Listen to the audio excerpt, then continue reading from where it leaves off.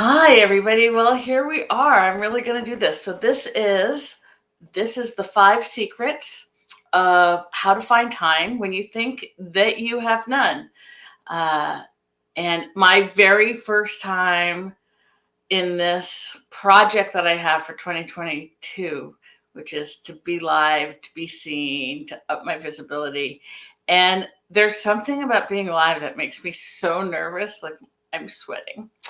Anyway, so we're going to talk about how as a business owner and an entrepreneur, and really just as a human being right now, right? Like we are so busy and we just are constantly saying we're so busy, we have no time, I can't find time.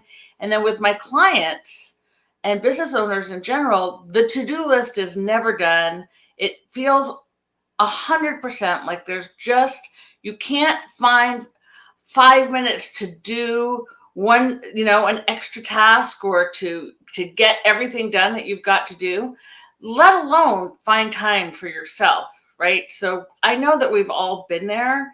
And so these are 5 ways that I help my clients find time immediately. Okay. If you are here with me live, say hi. It's one of the other things that is kind of funny about being live is having a conversation with yourself. So if you're here, please say hi. And if you're watching the replay, say that you're watching the replay. I know that's so silly, but do that just so that I know, to come back and say hello. And if you want, at the end, when this is done, I'm going to write out all of the steps and all of the pieces. So if you want the notes or you want to know what we talked about, say that too. Okay. Okay. So 5 secrets to finding more time when it looks like you have none. Okay. So the first thing is, hey, high school friends. Hi, Rogelio. How are you? So the first most important thing, which many business owners super hate, is you're going to give yourself a boss, and your boss is called your calendar. So you want to give your calendar this new job, and it's called being your boss. And why is that important? Well, we're terrible bosses to ourselves when we are business owners. So you make your calendar your boss, you give it a name. So my calendar's name is Gertrude. And how this works is whatever is in your calendar, whatever your calendar tells you to do, you do it.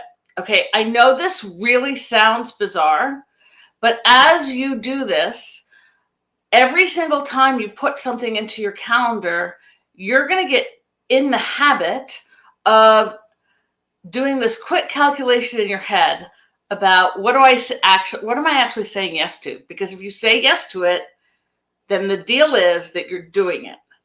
So it kind of gives you some separation between just blindly saying yes or blindly scheduling yourself to into the crazy. Because you're taking a second before you write it down in your calendar to say yes. Okay. So you're going to decide and commit to doing whatever your calendar tells you to do. And yeah, find a funny name because it really helps. Okay. So number 2, the second secret is assess your current schedule. Like first you have to figure out what is actually happening. Okay. So how do you work? I was talking to a client yesterday, and what she discovered is in her regular schedule. So I had her actually track her time for a total week so we could see what was really happening instead of just thinking that we knew what was happening. You know what? There's usually a disconnect there. And what she discovered was that she had trained herself to do things. She was switching like every 2 to 3 minutes from one task to the other. And the place where it really showed up was first thing in the morning when she would open her emails and she would think, oh, well, I'll just do that one thing that the email is asking, or I'll just respond here to do that one thing. And then she found herself like hopping all around, right? So it turns out that in our brains, that where we lose time, one of the biggest impacts to not having time is in the switching that we have to do when we go from task to task, thing to thing, thought to thought. So this is why multitasking is such a problem, because we don't actually multitask. Our brain can't handle two things at the same time. Instead, what it's doing is it's going back and forth from one to the other, right? And in every time you switch, you're losing time while your brain recalibrates into the new thing. So the first thing it is really important to see, okay, what am I doing? Maybe that's not your problem. Maybe the problem is that you are just trying to fit too many pieces into one day, that you have, and too many disparate pieces, trying to, I don't know, I'm just trying to think of how conversations that I've had with people over time, which is, yes, the switching is one thing, but the other thing is not accounting for what I call invisible time, not categorizing the calendar in chunks. So, people talk a lot about time blocking and how that works. Well, time blocking works simply because you keep your mind from doing that switchy thing, right? So one of the very first things that I'm going to tell you works is make a list of all the categories of work that you do, or all the categories of ways that you spend time. Because I want to be really clear here. You're not two people. You don't have a business on one hand and have a life on the other hand. Your business and your life, like, you're one person. It's all you. So you can't discount the fact that you need time to do your personal stuff. You need time to do your stuff with your kids. You need time for errands, personal errands, right? You need time for both. So categorize all of the different kinds of work, and you can actually split them into the work that I do for work and the work that I do for my personal life, because that will often tell you what parts of the calendar or the schedule they go in. Like, do they go in the morning or in the late evening? Do they come in the middle? What can so that may help. And you make categories. So what are categories? Well, sales is a category, marketing is a category, client delivery is a category, answering emails is a category, admin, money, date, and financial things are a category, networking, that's a category, right? So you have these categories, and then you, to find the most time, you actually create blocks of time in your calendar where you're just going to focus on marketing, or you're just going to focus on sales delivery. So I'll give you an example in my life, right? I work with clients. My client days are Monday, Tuesday, and Wednesday. I am a mid-morning person. So that doesn't mean I'm a 5 a.m. in the morning. Bleria, I don't know how people do that, honestly. If you are somebody who gets up at 5, all the power to you, but that is not me. So 7 a.m. I get up, and I need a cup of coffee before I am with you. But at 3, once I have my coffee, I'm good. But then around 2:30, 3 o'clock, I kind of start losing it. Not that I'm not awake and not that I can't get stuff done, but it's not the best of me. And I feel like my clients deserve the best of me. And so I only work with my clients between 9 a.m. and end at around 3, because that's how I know they're going to get the best of me. And then in my life, I've made decisions or priorities around that I want to have Fridays free, and so that, when the weather's great, we can just take Vanya out into wherever. So I don't work on Fridays. There's nobody can schedule time with me on Fridays. If I put something on Fridays, it's because I put it in, because I wanted to do it. But generally Fridays are off. So Thursdays, I work with clients Monday through Wednesday from 9 to 3. Thursdays are the times that I do all the other stuff. I have a money date which means I'm either having a date with me about my finances, or I'm having a date with my CFO about the finances, making decisions about money, looking at the bills, looking at incoming and outgoing. I do this on Thursdays, and Thursdays are like for catching up. For after 3 during the week, I have meetings, I network, I do sales calls. So that's what I mean by having categories and finding places to put them. How would you get started with this? Like, the best way to do this is to download a calendar from Google, an empty week calendar, and just start playing around with different frameworks during your day of how many blocks of time you're going to have in each day, and filling them up with categories, and then living it and taking notes on what worked for you and what didn't work for you. Okay. And then going back. So don't forget invisible time. So invisible time are things like you have to eat. So don't forget to eat. Don't forget to schedule lunch. Do not eat lunch in front of your computer or at your desk. Like, get up and eat something. If you're going to a meeting, sometimes invisible time is driving. Don't forget driving. If you're an introvert and you're networking, or you're going to a meeting or doing a presentation, don't forget to account for the fact that you need to fill yourself back up. So that has to go into the calendar, like time to get your shit back together again, right? It's time to lower your blood pressure and just kind of relax and get yourself back in the game. Some of us have morning routines. Some of us have to, like, if you aren't, it's not just exercising because, somebody told you to, but for some of us, we can't think if we don't exercise. So all of these places, all of these things need a particular place in your day. And then do it for a week. As I said, make your calendar your boss, do everything that the way you said, and take a note of what worked for you and what didn't, and then tweak it the next week. Okay. Third secret, you have to decide how much time you actually want. So oftentimes we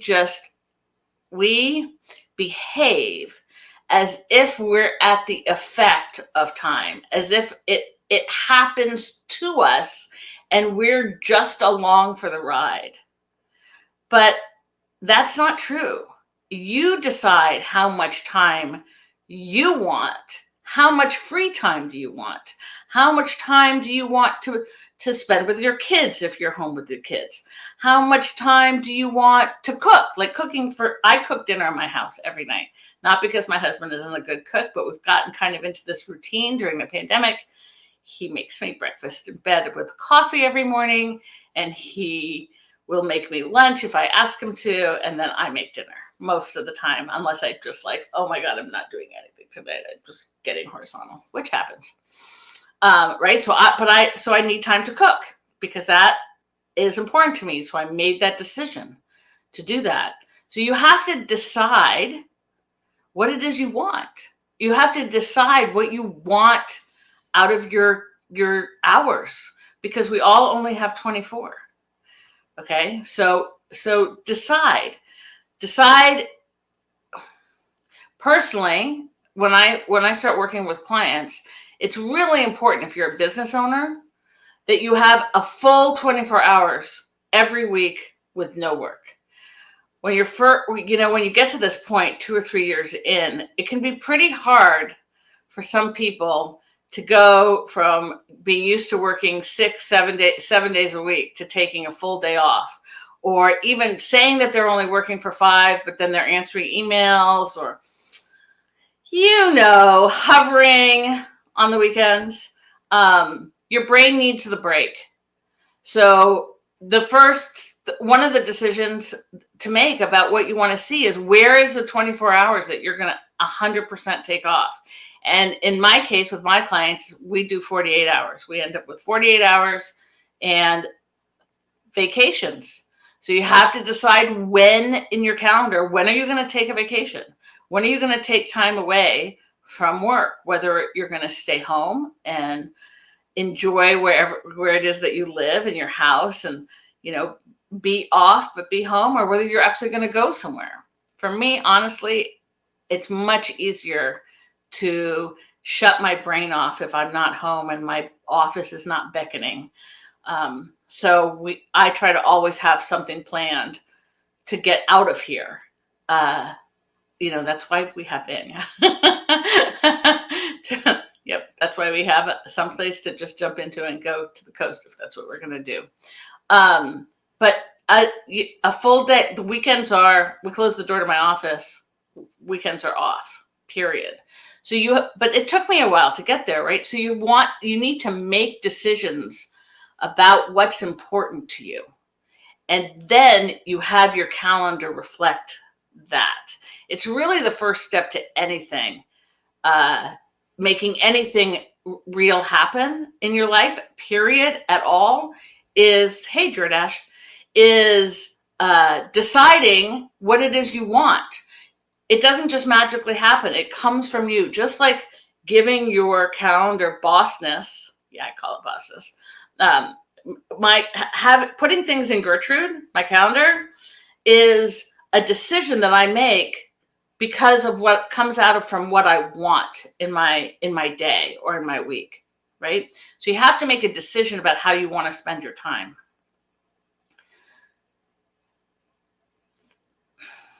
Here's the other thing. I wasn't sure I was going to talk about this, but here's the other thing about time. So we hear this a lot, or at least I've heard a lot. If you've heard this too, let me know. Where time is a construct. And that makes you think that it's like clay. You can, make it whatever you want. It's not quite like that, but it is malleable. We've all experienced time slowing way, way, way down when we are either doing something we really hate, or we're feeling the anticipation for something that we just can't wait to do it, right? Like, going to Portugal was like that. I can't wait. And time stretches out and it feels like it's going to go forever. But then there are times when you're in the flow and things are just working and you're like on it, and time just goes by like that. So time is malleable. Like, we've all experienced that in different cultures, in different places, anywhere, even in the US, where in different places in the US, people react or live time in a different way, right? In New York, everybody is fully speeded up, and being on time means being early.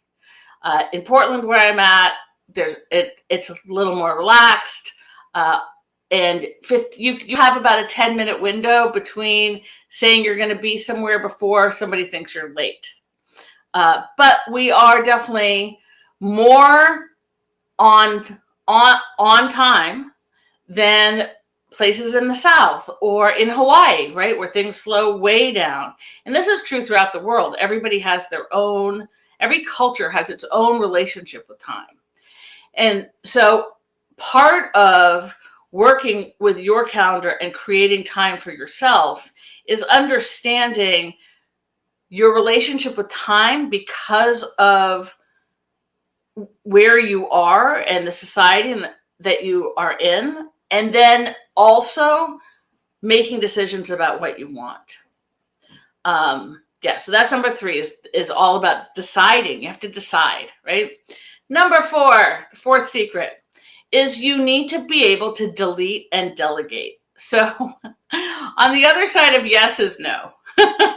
Simple as that, right? So oftentimes there are things on your list of things that you think you need to do, or you feel pressured, even if it's by yourself, to do, which is one of the things that fills up all of the little pieces in your day.